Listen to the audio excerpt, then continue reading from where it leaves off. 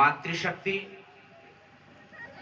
इस गांव के गणमान्य सम्मानीय नागरिक बंधु एवं अन्य स्थानों से पधारे हुए सभी महानुभावों का इस मंच से और एक संत होने के नाते इस गांव की ओर से भी सबका हार्दिक स्वागत है, हार्दिक अभिनंदन है।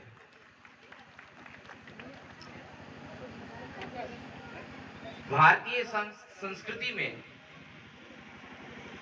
एक बड़ी उद्घोषणा होती है।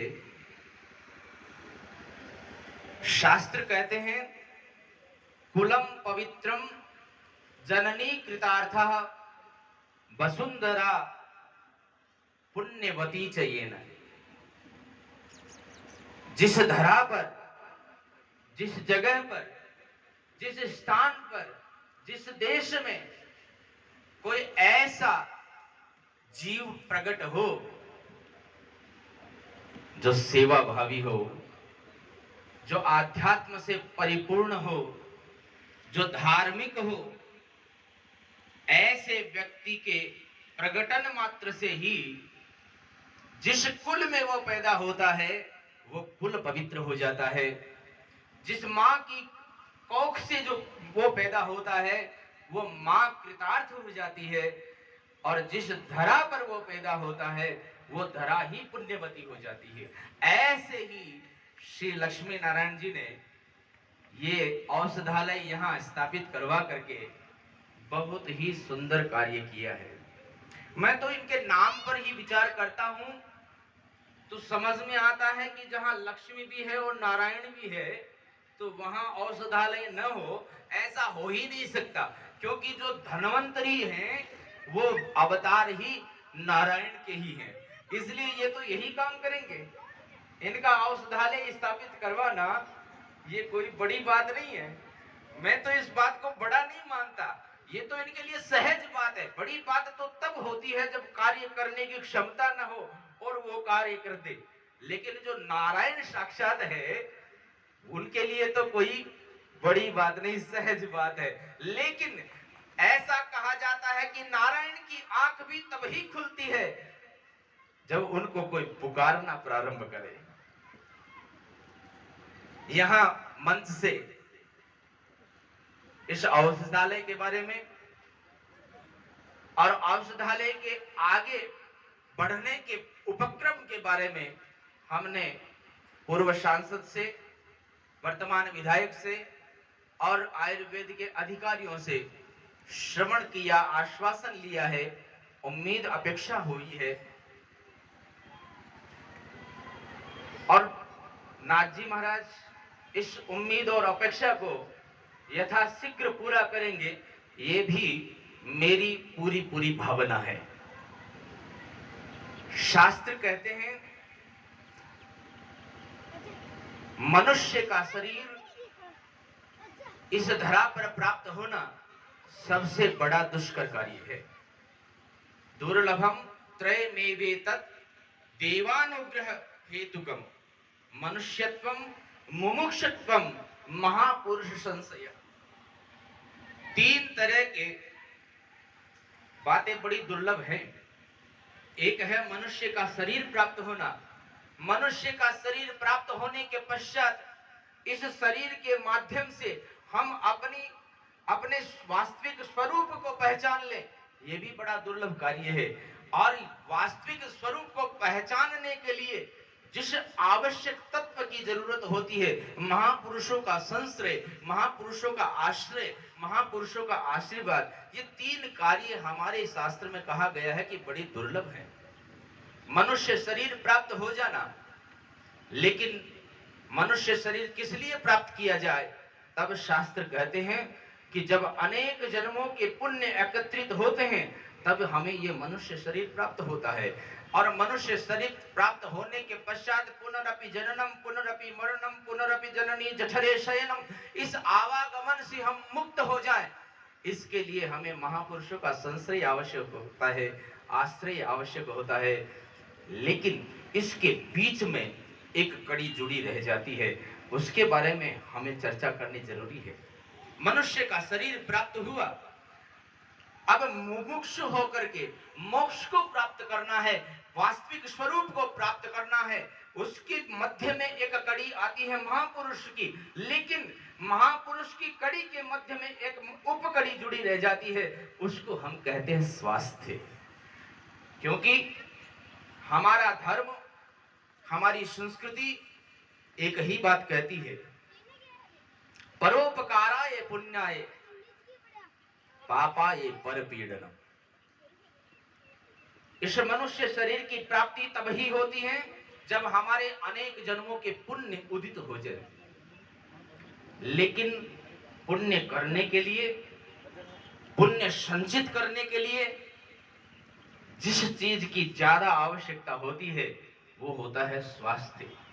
यदि शरीर स्वस्थ नहीं तो हम न धर्म कर सकते हैं न हम कर्म कर सकते हैं। इसी बात को इस आयुर्वेद के परम प्रणेता महर्षि चरक कहते हैं, जन्मांतर कृतम पापम व्याधि रूपेण बाधते। अनेक जन्मों के जब पाप उदित होते हैं तब व्यक्ति के शरीर में व्याधि उत्पन्न होती है। लेकिन उस व्याधि को कैसे समाप्त किया जाए, उसके लिए हमें जिस चीज की परम आवश्यकता होती है वो है आयुर्वेद। आयु का तात्पर्य केवल वय से नहीं है। आयुर्वेद हमारे चार पुरुषार्थ, धर्म, अर्थ, काम और मोक्ष, इन चारों को प्राप्त करने के लिए शरीर को कैसे स्वस्थ रखे, ऐसी विधा देने वाली एक बहुत बड़ी कड़ी है। आयु का तात्पर्य केवल शरीर की वजह से नहीं, आयु का तात्पर्य शरीर से भी है, मन से भी है, बुद्धि से भी है और आत्मा से भी है। क्योंकि महर्षि चरक कहते हैं, नरो हिता हार विहार सेवी। कौन व्यक्ति निरोग रहता है? चरक की इस बात को यदि हम अच्छे से समझेंगे तब हमें आयुर्वेद का संपूर्ण अर्थ समझ में आएगा। महर्षि चरक कहते हैं, नरो हिताहार विहार सेवी समीक्षकारी विषयेषु सक्तः दाता समः सत्यपरः क्षमावान आप्तोपसेवी च भवत्ति रोगः। वो व्यक्ति निरोग रहता है जो हिताहार करता है। क्या खाना चाहिए, कैसा खाना चाहिए, क्या नहीं खाना चाहिए, कैसे नहीं खाना चाहिए, इस बात का जिसको ज्ञान हो, ऋतभुक, हितभुक, मितभुक, ये तीन परिभाषाएं दी है भोजन की। कैसे खाना चाहिए, हितकारी भोजन होना चाहिए, हमारा भोजन मित होना चाहिए, हमारा भोजन ऋतु के अनुसार होना चाहिए। जो व्यक्ति इन तीन बातों को ध्यान में रखता है उसका शरीर सदैव स्वस्थ रहता है। हिताहार, नरो हिताहार विहार से भी, कैसे हम अपने जीवन का विहरण करते हैं, विहार करते हैं, इस बात का जो ध्यान रखे वो व्यक्ति निरोग रहता है। लेकिन केवल आहार ही तो इस निरोगता का एक आधार नहीं हो सकता। इसके साथ साथ क्या होना चाहिए? तब चरक, महर्षि चरक कहते हैं, समीक्षकारी। हर वस्तु को बहुत अच्छे से परख करके जो व्यक्ति सेवन करे। आज हम निरोग नहीं हैं, रोगी हैं। क्यों? इसलिए क्योंकि हम स्टेशन पर खड़े होते हैं, स्टैंड पर खड़े होते हैं, वहां जो कुछ बन रहा है हम उस पर कभी समीक्षा नहीं करते। हमें भूख लगी और हम भूल जाते हैं, हमको तो दिखना चाहिए समोसा बन रहा है तो खाना ही है, लेकिन ये भी भूल जाते हैं कि ये समोसा जिस तेल से निकला हुआ है वो तेल कितनी बार चढ़ा हुआ है। आयुर्वेद तो ये कहता है कि जो तेल एक बार गर्म हो गया उसको पुनर्गर्म करते हैं तो उसकी रासायनिक प्रक्रिया ही चेंज हो जाती है, परिवर्तित हो जाती है। उस रासायनिक प्रक्रिया को हम नहीं समझते, इसलिए हम पुनः पुनः पुनः पुनः उसका सेवन करते हैं और फिर घर आकर के वेद जी की शरण लेते हैं। इसलिए चरक, महर्षि चरक ने कहा है, समीक्षाहारी। जो समीक्षा करके फिर आहार करे। और विषयेषु असक्तः, अच्छा आहार हम लेते हैं, मित आहार भी करते हैं, हिताहार भी करते हैं, लेकिन यदि हमने विषयों का उपभोग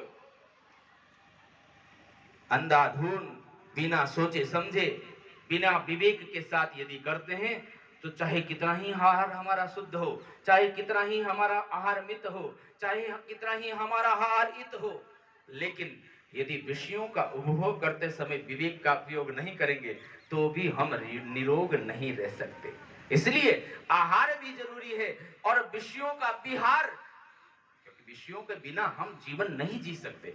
हमारा जीवन इस संसार में विषयों के आधार पर ही चलता है, विषयों से ही हम आगे बढ़ते हैं और विषयों के आधार पर बढ़ते बढ़ते ही परमात्मा तक पहुंचते हैं। विषयों को छोड़ नहीं पाते हम, लेकिन विषयों का उपभोग भी विवेक के साथ होना चाहिए, ये चरक का आदेश है। इसके साथ साथ ये तो केवल बाह्य बातें हुई, शरीर तक जुड़ी हुई बात हुई, मन तक जुड़ी हुई बात हुई, लेकिन महर्षि चरक यहां तक नहीं रुकते। महर्षि चरक तो ये भी कहते हैं, निरोग वह रहता है जो दाता होता है। यही तो कार्य लक्ष्मी नारायण जी ने यहाँ किया है। बिना दाता, क्योंकि विद्य है ना, जानते हैं, चरक ऋषि को पढ़ा है इन्होंने, इसलिए दाता यदि नहीं होंगे तो हम निरोग नहीं रह सकते। क्यों इसलिए नहीं रह सकते कि भारतीय संस्कृति यहां तक कहती है कि हमारा संचय किया हुआ धन भी, चाहे हम कितने ही विवेक से उनको कमा रहे हैं, चाहे कितनी ही मेहनत से हम कमा रहे हैं, चाहे कितनी ही परिश्रम से हम कमा रहे हैं, लेकिन फिर भी उस धन को यदि हम दान के रूप में नहीं देंगे, 2% से लेकर 10% तक दान की व्यवस्था हमारे शास्त्रों ने की है। यदि हम दान नहीं देंगे तो हमारा वो धन शुद्ध नहीं होगा, पवित्र नहीं होगा, और जो धन शुद्ध पवित्र नहीं होगा उससे जो भी वस्तु उपभोग के लिए खरीदी जाएगी वो सारी की सारी अशुद्ध ही होगी, और यदि वो वस्तु का उपयोग हम करेंगे तो निरोग नहीं रह सकते। इसलिए दाता होना बहुत जरूरी है। जैसा कि यहाँ मंच से पहले भी बताया गया है, धन की 3 गति है, उपभोग किया जाए, दान किया जाए, और यदि उपभोग भी नहीं हुआ, दान भी नहीं हुआ, तो तीसरी गति आपको करने की आवश्यकता नहीं, स्वतः ही हो जाती है, उसको कहते हैं नाश। लक्ष्मी नारायण जी ने अपने धन का बड़ा सदुपयोग किया है, क्योंकि मेरा मानना यह है, हमारे शास्त्रों में कहा गया अन्नदानम परम दानम विद्यादानम अति परम। अन्नदान बहुत बड़ा दान है, उससे भी बड़ा दान विद्या दान है, लेकिन अन्न और विद्या वो भी तब ही संभव है, वो तब ही उपकारी होगी, वो तब ही लाभकारी होगी जब शरीर स्वस्थ होगा। इसलिए मैं कहता हूं कि स्वास्थ्य दान जो है वो सबसे बड़ा दान होता है। मन का स्वास्थ्य, तन का स्वास्थ्य, धन का स्वास्थ्य, तीनों का स्वास्थ्य जब सही रहता है तब ही सारा जीवन हमारा उपकारी बनता है, हमारा जीवन सार्थक बनता है। दाता समः सत्य परः क्षमावान, इस औषधालय का यहाँ निर्माण हुआ, लेकिन मात्र भवन बनने से तो किसी का स्वास्थ्य नहीं मिलने वाला है। स्वास्थ्य मिलेगा, यहाँ एक कुशल वैद्य आएगा, और कुशल वैद्य कौन है? इसके लिए हमें त्रेता युग के भगवान श्री राम और रावण के युद्ध के समय का एक घटना को याद करना चाहिए। लक्ष्मण को जब मूर्छा आई, क्योंकि मेघनाद ने शक्ति का प्रयोग किया, उस समय सबसे बड़ी बात भगवान श्री राम ने पूछा अपने सभी अनुचरों से कि इतनी बड़ी विपदा हमारे सामने आई है, इसका निदान इस जंगल में तो होने वाला है नहीं, तो क्या उपाय किया जाए? किसी के पास कोई समझ में नहीं आ रहा कि हमें उपाय करना क्या चाहिए। लेकिन उस समय श्री जाम्बवंत जी ने भगवान श्री राम से एक बात कही कि प्रभु, आप उस परमात्मा के साक्षात विग्रह हैं, यहां आप अवतार लेकर आए हैं, लेकिन इस समय आप मनुष्य शरीर में हैं। मनुष्य शरीर की एक सीमा है, मनुष्य शरीर में रह करके आप समस्त कार्य करने के लिए कोई जरूरी नहीं कि वो कर सकेगा। इसके लिए क्योंकि यहां लक्ष्मण जो है वो पीड़ित हैं, आर्त हैं, दुखी हैं। इस समय इनको एक वैद्य की जरूरत है। भगवान श्री राम ने कहा कि इस समय हम न अयोध्या में हैं न किष्किंधा में हैं। हमारे सामने तो सबसे बड़ी समस्या है। यदि हम जाकर लेकर आएंगे वैद्य को तब तक तो सूर्योदय हो जाएगा, और सूर्योदय यदि हो गया तो ये शक्ति का ये प्रभाव है कि लक्ष्मण जीवित नहीं रह पाएगा। तो क्या किया जाए? तब वहां जामवंत जी ने एक बात कही कि प्रभु, रोगी का और वैद्य का न कोई धर्म होता है, न कोई क्षेत्र होता है, न कोई संप्रदाय होता है, न कोई पंथ होता है। यदि आप कहें तो एक निवेदन करूं। भगवान श्री राम का आदेश पा करके जामवंत जी ने कहा कि आपके भाई लक्ष्मण का यदि निराकरण हो सकता है, आपका भाई लक्ष्मण स्वस्थ हो सकता है, तो केवल एक ही वैद्य है। कौन है? जामवंत जी ने कहा, लंका में एक सुसेन नाम का वैद्य है, यदि वो यहां आ जाए तो ही ये लक्ष्मण आपके पुनर्जीवित हो सकते हैं। भगवान श्री राम ने कहा, जामवंत जी आप क्या कह रहे हैं? रावण का हमारे साथ युद्ध हो रहा है और वहां लंका का वैद्य यहां आकर के हमारे भाई की चिकित्सा करेगा। तब जामवंत जी ने कहा था कि चिकित्सक का सबसे बड़ा गुण यही तो है कि वो कभी किसी के साथ भेदभाव नहीं करता, किसी के साथ छोटे बड़े का भेदभाव नहीं करता, किसी के साथ पैसे वाले का भेदभाव नहीं करता, निर्धन गरीब का भाव नहीं रखता, क्षेत्रवाद नहीं रखता, पंथवाद नहीं रखता, संप्रदायवाद नहीं रखता। इसलिए मेरा यह कहना है कि उस वैद्य को यहां बुलाया जाए। जैसा जामवंत जी ने निर्देश किया, विभीषण जी से वार्तालाप हुई और तत्पश्चात सुषेण वैद्य को बुलाया गया। अब देखिए यहाँ एक बहुत बड़ी बात घटित होती है। सुषेण वैद्य आते हैं और उस समय भगवान श्री राम शंका करते हैं, और शंका यही थी कि कहीं ऐसा न हो कि ये शत्रु का वैद्य मेरे भाई का प्राण ही न ले ले, क्योंकि अभी तो केवल मूर्छित है। भगवान श्री राम के भीतर की इस बात को सुषेण वैद्य समझ गए